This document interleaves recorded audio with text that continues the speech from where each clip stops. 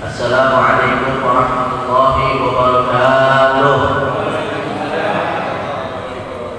Bismillah walhamdulillah wassalatu wassalamu ala rasulillah Sayyidina wa habibina wa syafi'ina wa nuri qulubina Muhammad al-fatih lima ughliq wal khatim lima sabaq nasiril haqq bil haqq wal hadi ila siratikal mustaqim wa ala alihi wa sahbihi haqqa qadrihi wa miqdarihi al-'azim.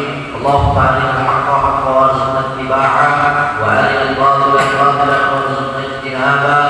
Rabbi shrah li sadri wa yassir li amri wahlul 'uqdatam min lisani yafqahu qawli. Rabbi zidna 'ilman warzuqna fahman wa atina hikmatan bi rahmatika ya arhamar rahimin. Taqabbalallahu minna wa minkum wa taqabbal ya karim. Amma ba'd. Al-mukarram wal mahtaram, para asatidzah, para alim ulama, para tokoh masyarakat, wabil khusus seluruh dan segenap pengurus DKM Mushola Ar-Ridha rahimahullah. Alhamdulillah, malam hari ini Allah Subhanahu wa taala gerakkan hati kita, entengkan langkah kita sehingga kita dapat kembali berkumpul di mushola yang penuh barokah ini, yang tiada lain tiada bukan hadirnya kita di sini. Yang pertama yaitu melaksanakan sholat maghrib secara berjamaah yang tadi telah kita laksanakan bersama. Kemudian disambung dengan kajian sirah nabawiyah, dan insyaallah nanti akan kita lanjut dengan sholat isya secara berjamaah. Mudah-mudahan itu semua diterima oleh Allah Subhanahu wa taala, menjadi sebab terkabulnya segala hajat-hajat kita, baik hajat yang berkaitan dengan urusan dunia maupun akhirat. Amin ya rabbal alamin.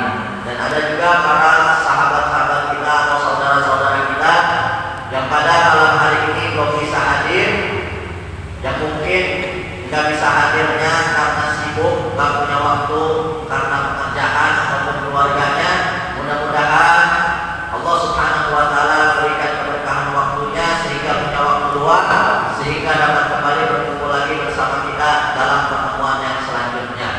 Atau mungkin ada juga saudara-saudara kita yang belum bisa hadir dikarenakan sakit, maka kita doakan mudah-mudahan Allah Subhanahu wa taala angkat segala penyakitnya, Allah Subhanahu wa taala sehatkan badannya sehingga dapat kembali berkumpul bersama kita dalam pertemuan yang selanjutnya. Dan mungkin ada juga sahabat-sahabat kita atau saudara-saudara kita yang belum bisa hadir bersama kita pada malam hari ini dikarenakan belum diberikan hidayah oleh Allah Subhanahu wa taala. Maka mudah-mudahan Allah Subhanahu wa taala berikan taufik dan hidayah sehingga dapat berkumpul bersama kita di pertemuan yang akan datang insyaallah. Amin ya rabbal alamin. Alhamdulillah, mudah-mudahan kumpulnya kita di sini Allah Subhanahu wa taala memilih kita, karena tidak mungkin kita bisa usaha sendiri tanpa izin dari Allah Subhanahu wa taala untuk berkumpul di sini. Allah berfirman dalam Al-Qur'an, "Wallahu yaqtasu bi rahmatihi man yasha, wallahu dzul fadlil 'adzim."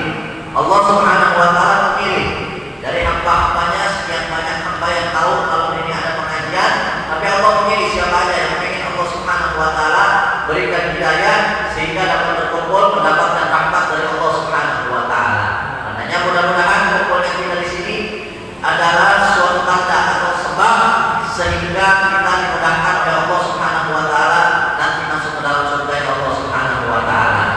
Sebagaimana sabdanya Nabi sallallahu alaihi wasallam, "Man salaka tariqan yaltamisu fiha ilman, sahalallahu tariqan lahu ilal jannah." Atau qala Nabi sallallahu alaihi wasallam, barang siapa yang berjalan menempuh untuk menuntut ilmu, keluar dari rumahnya untuk menuntut ilmu, maka Allah Subhanahu wa taala akan mudahkan dirinya masuk ke dalam surganya Allah Subhanahu wa taala. Mudah-mudahan kita semua termasuk orang-orang yang dimasukkan ke dalam surganya Allah. Dan mudah-mudahan kumpulnya kita di sini juga menjadi suatu tanda dari sabdanya Nabi sallallahu alaihi wasallam, "Kullun muyassarun lima khuliqa." Setiap sesuatu akan dipermudah untuk apa yang diciptakan. Kalau seorang diciptakan sebagai ahli neraka, maka dia bakal dipermudah untuk bermaksiat kepada Allah Ta'ala. kalau orang tersebut diciptakan oleh Allah Subhanahu wa taala untuk menjadi ahli surga, maka ia akan dipermudah oleh Allah Subhanahu wa taala menempuh jalan-jalan menuju surga Allah Subhanahu wa taala. Makanya mudah-mudahan kumpulnya kita di sini adalah tanda bahwa insya Allah nanti di akhirat dikumpulkan lagi surga Allah Subhanahu wa taala bersama Rasulullah sallallahu alaihi wasallam. Amin ya rabbal alamin. Nah, ibadah kiram, sebelum kita mulai pengajian kita seperti biasa, mari sama-sama kita niat ta'allum, kita membaca doa terlebih dahulu agar majlis kita lebih diberkahi oleh Allah Subhanahu wa taala. Dimulai dari Al-Fakir dan para hadirin mengikutinya dengan tertib. Bismillahirrahmanirrahim. Nawaitu ta'alluma wa ta'lima wal ibadata wal istifadata wal hadda ala tamassuki bi kitabillahi wa sunnati rasulillahi sallallahu alaihi wasallam wa du'a ila al-huda wal dilalah ala al-khair ittiba'a mardatillahi wa ridwanihi wa qurbihi wa thawabihi.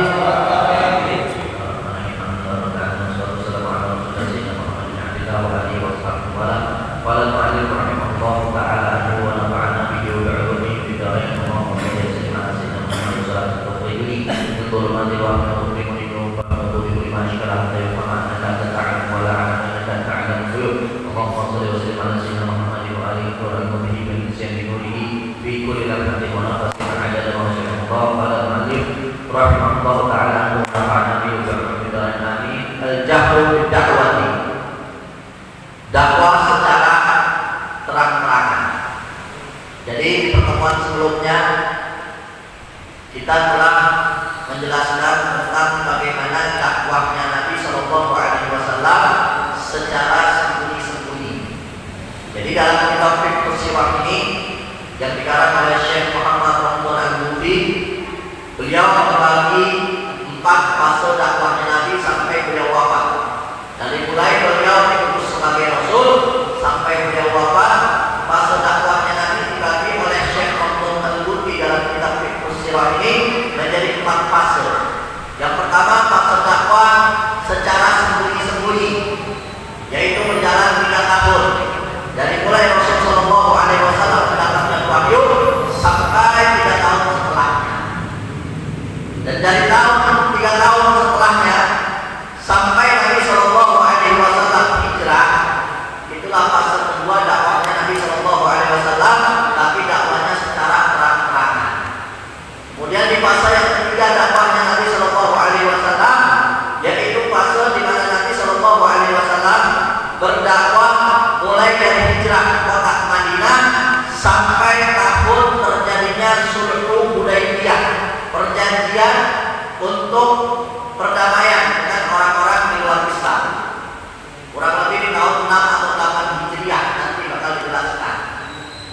Nah, dakwah di fase ketiga tersebut bukan cuma secara terang-terangan dakwahnya, tapi juga melibatkan kekuatan, memerangi orang-orang yang nakal dan orang-orang di luar Islam yang memulai terlebih dahulu memerangi umat Islam.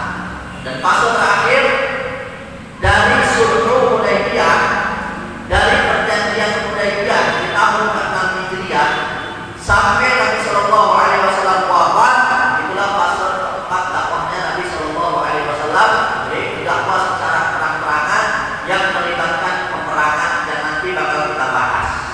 Nah, kemarin kita telah membahas tentang fase pertama dakwahnya Nabi, yaitu dakwah secara sembunyi-sembunyi.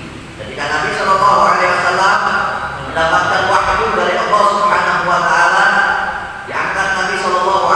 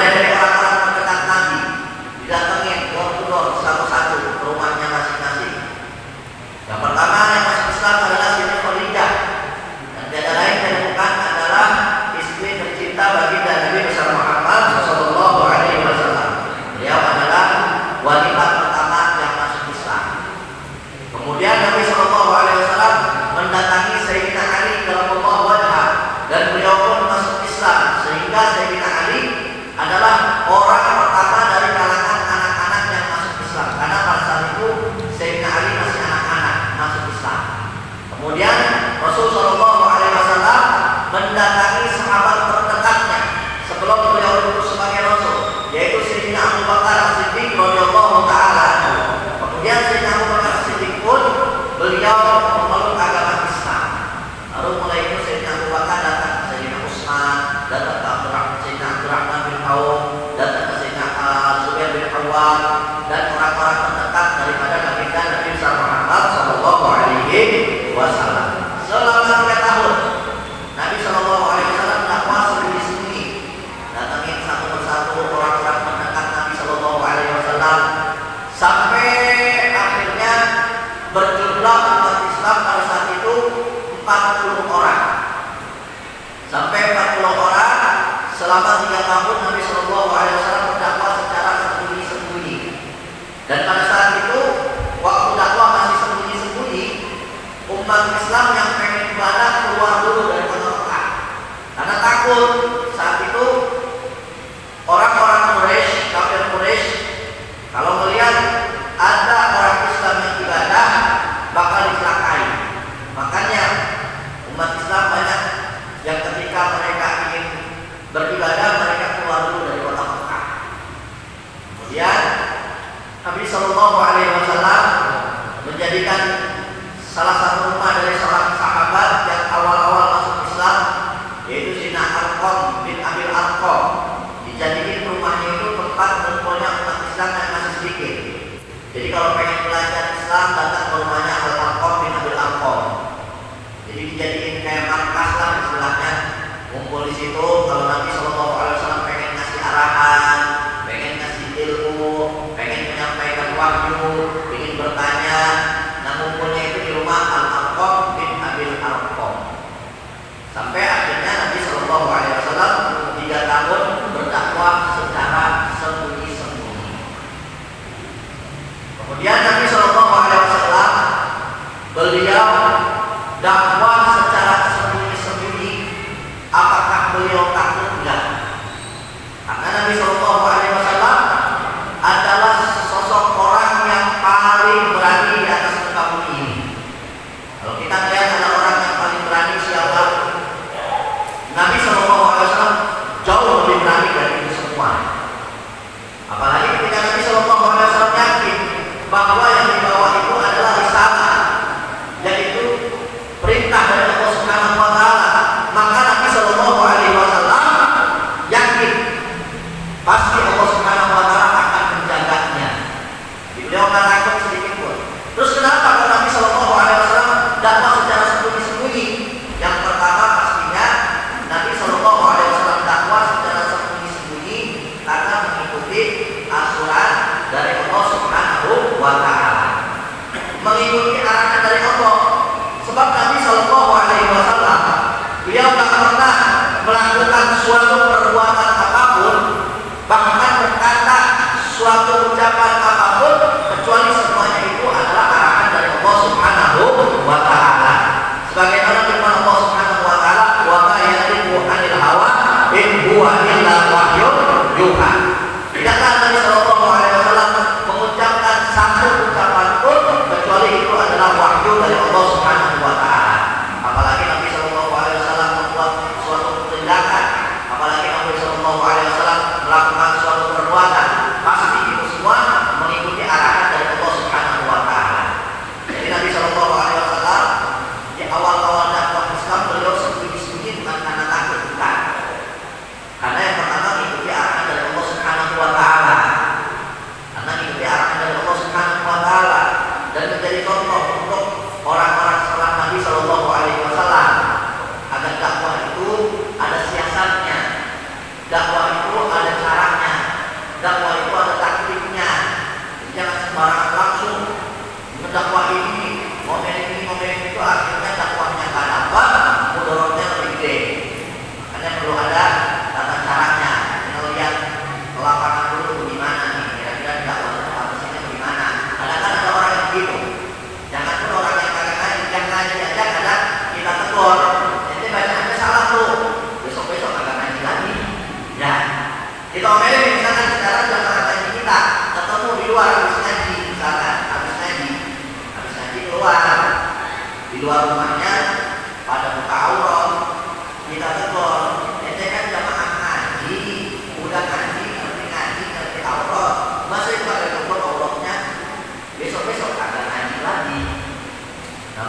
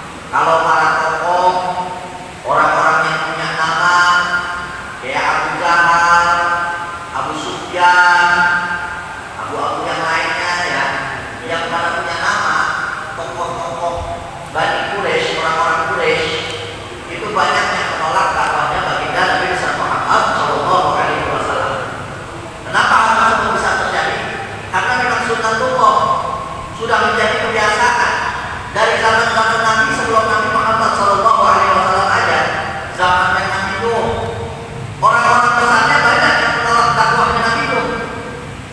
Zaman Nabi Lut, begitu juga para tokohnya, orang-orang yang punya nama pembesar-pembesarnya nggak pada beriman kepada Nabi Lut. Begitu juga di zaman Nabi Ibrahim alaihissalam, rajanya nggak beriman kepada Nabi Ibrahim alaihissalam. Begitu juga zaman Nabi Musa, rajanya Fir'aun nggak mau beriman kepada Nabi Musa. Tokoh-tokohnya yang pada punya nama pembesar-pembesarnya nggak pada mau beriman kepada para anbiya. Begitu juga di zaman baginda Nabi Muhammad Sallallahu Alaihi Wasallam. Dan bakal terus terjadi terus sampai zaman setelah Nabi Sallallahu Alaihi Wasallam. Kenapa bisa terjadi? Sebab mereka para raja, Fir'aun, Abraham, dan orang-orang yang punya nama seperti Abu Jahal, Abu Sufyan di zaman Nabi Sallallahu Alaihi Wasallam, karena mereka punya kepentingan pribadi. Mereka punya kepentingan pribadi yang berkait dengan masyarakat.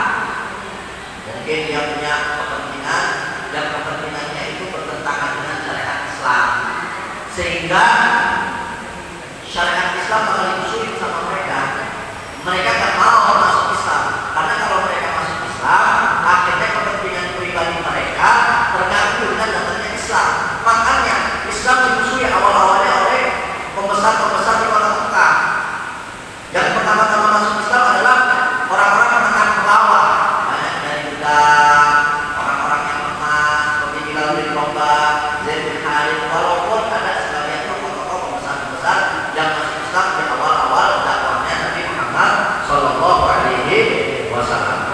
Dakwah Nabi Sallallahu Alaihi Wasallam secara sembunyi-sembunyi selama 3 tahun setelah Nabi mendapatkan wahyu, sampai 3 tahun setelahnya Nabi dakwah secara sembunyi-sembunyi. Barulah setelah itu Nabi Sallallahu Alaihi Wasallam dakwah secara terang-terangan. Kita masuk pada malam hari ini dalam pembahasan tersebut, yaitu al-jahru bid dakwah, terang-terangan dalam berdakwah. Qala Ibnu Hisham, berkata Al-Imam Ibnu Hisham, seorang ulama yang mengarang kitab Sirah Nabawiyah juga terkenal. Sirah Nabawiyahnya itu dikenal dengan Sirah Nabawiyah Ibn Hisham, Sirah Ibn Hisham. Nah, beliau Ibn Hisham berkata, "Tsumma dakhala an-nasu fil Islami absalan min an-nisa'i wal rijal." Kemudian setelah Nabi Sallallahu Alaihi Wasallam berdakwah secara sembunyi-sembunyi selama 3 tahun, akhirnya setelah itu berbondong-bondong orang masuk ke dalam Islam, baik dari kalangan wanita maupun kalangan prianya. Hatta fasha dzikrul Islam di Makkah wa tahaddir bihi, sampai-sampai orang-orang yang berbicara tentang Islam itu menyebar di penjuru Mekah. Islam diomongin, wah ada agama baru Islam namanya, yang dibawa oleh Nabi Sallallahu Alaihi Wasallam. Beliau adalah Rasulullah Sallallahu Alaihi Wasallam, dibicarakan di kota Mekah, tersebar di mana-mana, dan orang-orang pada saat itu berbondong-bondong masuk ke dalam Islam setelah dakwah Nabi secara sembunyi-sembunyi. Fa'amallahu Rasulahu ayyasdah bima ja'ahu minal haqq. Setelah orang-orang banyak yang sudah masuk Islam, Islam pun tersebar di mana-mana, maka Allah Subhanahu wa taala perintahkan Rasul Sallallahu Alaihi Wasallam untuk terang-terangan menyampaikan suatu yang hak dan datang kepada Nabi Sallallahu Alaihi Wasallam, yaitu agama Islam. Allah perintahkan kepada Nabi, jika orang-orang bermasuk Islam, Islam pun tersebar di mana-mana, baru Allah Subhanahu wa taala perintahkan kepada Nabi untuk berdakwah secara terang-terangan. Wa ayyuhan nas bi'amrihi wa yad'u ilaih, dengan mendatangi orang-orang untuk didakwahi agar masuk ke dalam Islam. Wa kana bainama aqwa Rasul Sallallahu Alaihi Wasallam amrahu wa satara bihi ila an amarahu Allah bi ilhari dinihi 3 sinin min bi'tatihi. Dan adapun waktu Nabi Sallallahu Alaihi Wasallam dakwah secara sembunyi-sembunyi, beliau berdakwah selama 3 tahun. Jadi dari datangnya wahyu sampai beliau berdakwah secara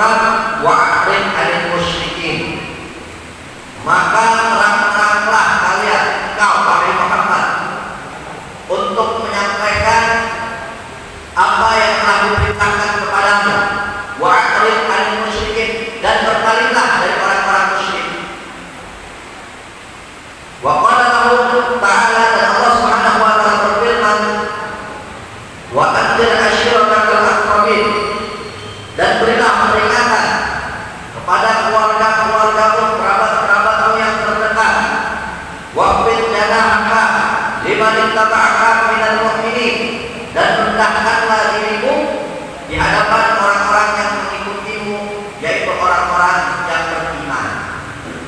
Jadi ketika Nabi setelah 3 tahun berdakwah secara sembunyi-sembunyi, Allah Subhanahu wa taala turunkan firman-Nya, perintahkan Nabi sallallahu alaihi wasallam fasdah bima tu'mar, terang-teranglah engkau untuk menyampaikan apa yang telah Allah Subhanahu wa taala sampaikan kepadamu.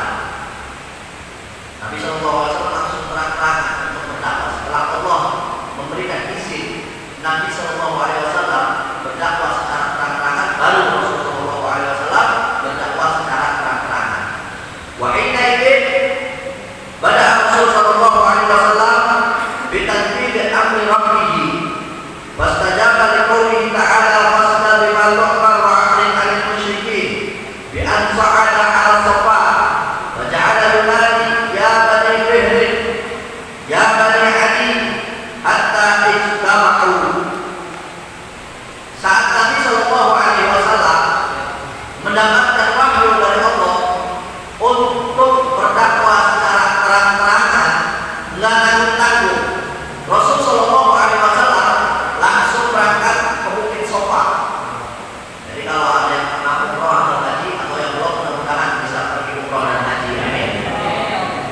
Nah, itu ada Bukit Sofa, dan Sofa dan Marwah. Nah, Nabi sallallahu alaihi wasallam ketika mendapatkan wahyu dari Allah, pasca melakukan dikasih izin untuk terang-terangan berdakwah di muka umum. Nabi nggak tanggung-tanggung ketika dapat wahyu itu, perintah itu, izin dari Allah untuk berdakwah secara terang-terangan. Beliau Nabi langsung naik ke Bukit Sofa. Naik ke Bukit Sofa, beliau langsung memanggil orang-orang. Ya Bani Fihr, wahai Bani Fihr, wahai Bani Adi, wahai orang-orang Mekah, kumpul semua di sini, kata Nabi sallallahu alaihi wasallam. Wa ja'ala alladziina lam yastati' an yakhruj yarsilu rasulan yanzur ma'ahu. Sampai-sampai orang-orang yang tidak bisa datang, karena biasanya kalau ada orang yang naik ke Bukit Sofa atau salah satu bukit di kota Makkah, terus ngumpulin orang, itu biasanya mengasih kabar bahwa ada musuh pengen nyerang Makkah, atau kalau enggak mungkin ada rombongan pedagang yang pengen masuk ke Makkah, atau mungkin ada sesuatu yang penting lah pokoknya. Makanya pada saat itu ketika Nabi sallallahu alaihi wasallam naik ke Bukit Sofa, memanggil orang-orang, ya Bani Fihr, wahai Bani Fihr, wahai Bani Adi, wahai orang-orang Mekah, wahai orang-orang Quraisy, kumpul semuanya. Ini orang-orang pada bingung, kenapa nih? Penasaran, ramai-ramai semuanya berangkat ke Bukit Sofa. Sampai-sampai di sini disebutin, kalau ada yang nggak bisa berangkat ke Solo, mungkin sakit atau udah nggak kuat, itu nyuruh anaknya berangkat. Kenapa itu? Muhammad itu kan belum diangkat sebagai nabi.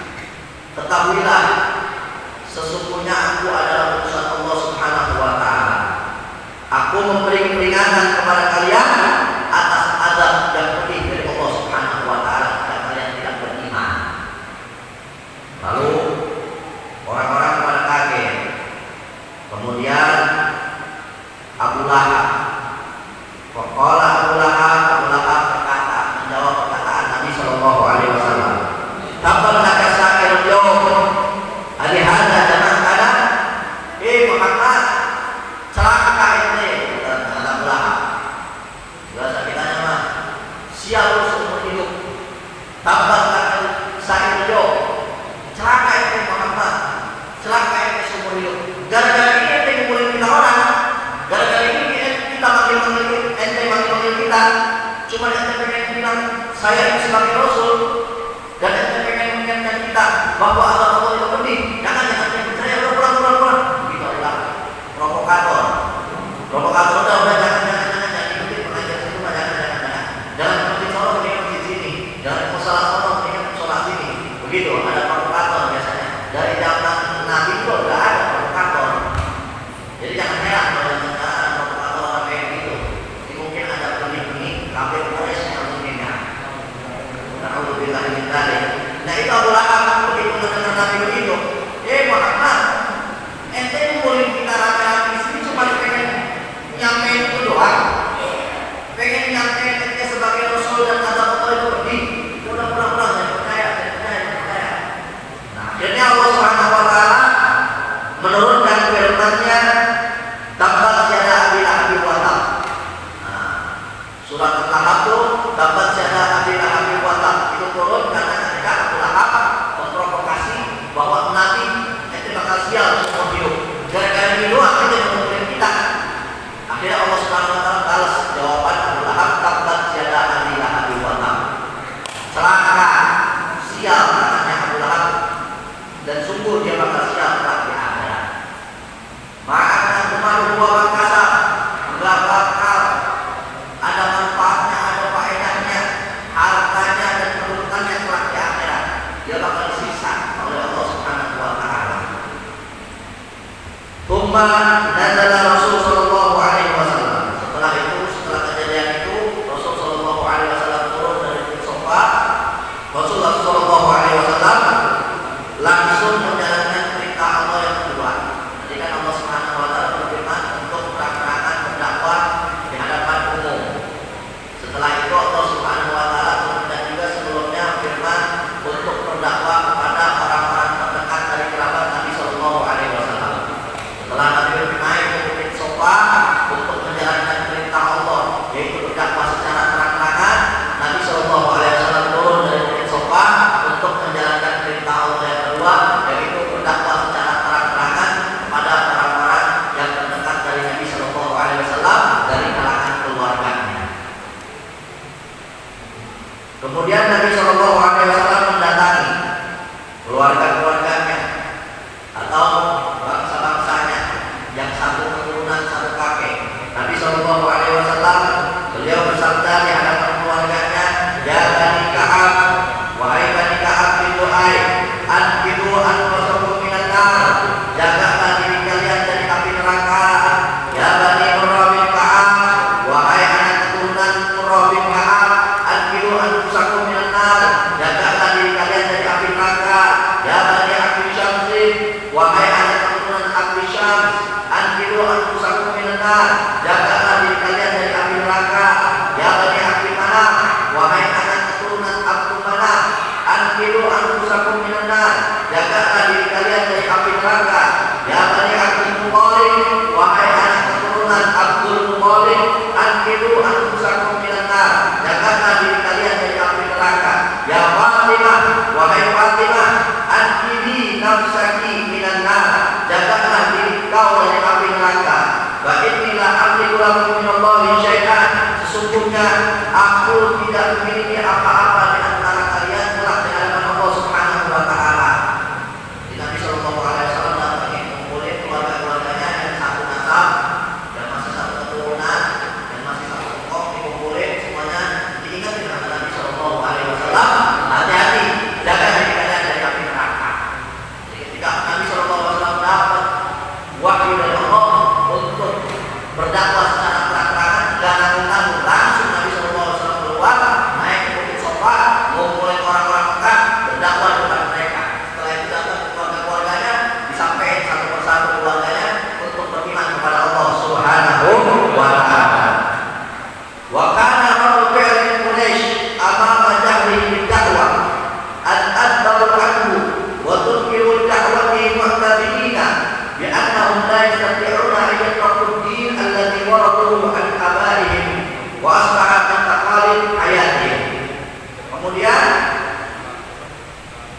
Dari peristiwa tersebut, respon orang-orang Quraisy yang berada di Mekah terhadap dakwahnya Nabi secara terang-terangan tadi, mereka orang-orang Quraisy menolak Nabi, mengingkari Nabi dengan alasan bahwa mereka tak bisa meninggalkan kebiasaan atau agama-agama nenek moyang mereka.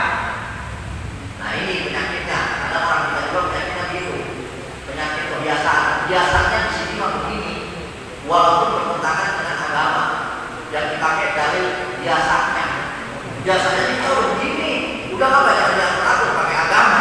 Biasanya begini, tuh sama kayak orang-orang Quraisy ketika Nabi Shallallahu Alaihi Wasallam dakwah secara terang-terangan, respon mereka nggak mau beriman kepada Nabi, mengingkari Nabi karena kebiasaannya nggak ada yang begini, gitu. Hina idin Allah Rasulullah Alaihi Wasallam bila dalam tahdi akali wa qulihim min abudiyatil kitab wa taqlid, sehingga Nabi Shallallahu Alaihi Wasallam mengingatkan kepada mereka bahwa pemikiran mereka itu, akal mereka itu salah. Yang benar itu yang kita ikuti syariat, sebab ini adalah aturan dari Allah Subhanahu Wa Taala, Sang Pencipta alam semesta, yang lebih tahu tentang kebaikan diri kalian daripada diri kalian sendiri. Karena kita kan atau orang-orang kebanyakan lebih sok tahu daripada Allah, merasa yang dia itu lebih benar daripada syariat. Seakan-akan dia lebih tahu dari Allah Subhanahu Wa Taala. Allah ngaturnya A, dia malah pilih B. Seakan-akan B ini lebih bagus daripada A. Padahal Allah Subhanahu Wa Taala lebih tahu daripada kita. Ilmu kita sedikit, sedangkan Allah Subhanahu Wa Taala maha tahu. Allah tahu apa yang baik buat kita. Aturan Allah sudah pasti baik. Jangan kita merasa seperti tahu daripada Allah Subhanahu Wa Taala. Alhamdulillah, alhamdulillah min dzalik. Wa anna rabbaka huwa ajalun bi ubudiyatiha laisa hukman bi ittiba'i bidunina fi illa at-taklif. Apa qala azza wa jalla bi haqqin, sebagaimana Allah Subhanahu Wa Taala menyebutkan dalam Al-Qur'an tentang keadaan mereka orang-orang Quraisy yang menolak dakwahnya Nabi. Wa idza qila lahum ta'alu ila ma anzalallahu ila rasulih, manakala ketika dikatakan kepada mereka orang-orang kafir Quraisy, mari sini beriman pada apa-apa yang